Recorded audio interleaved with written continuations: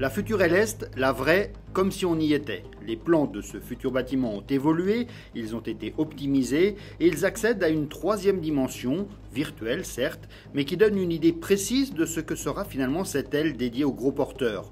Elle remplacera le bâtiment existant qui sera détruit et poussera donc devant les bâtiments de Suisseriata et de Palexpo. L'aile Est s'inscrit dans un prolongement du terminal principal et sera étirée jusque vers la centrale chaleur de l'aéroport. L'édifice mesurera 520 mètres de longueur pour 20 mètres de largeur. Plus besoin de bus, les positions de 13 à 19 disposeront de leur propre porte d'embarquement et chaque avion pourra être traité au moyen de 2 passerelles.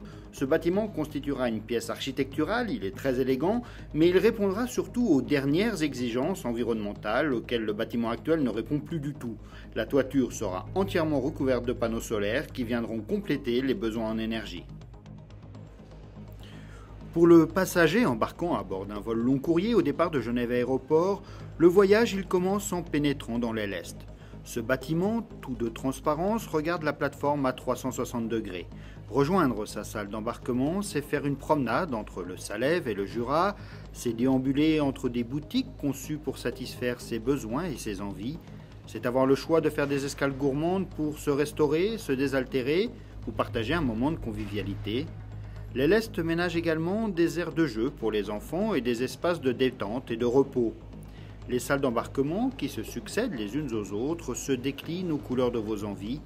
L'aile Est, c'est du plaisir et du bonheur pour les passagers, pour les compagnies aériennes et pour leurs partenaires aussi.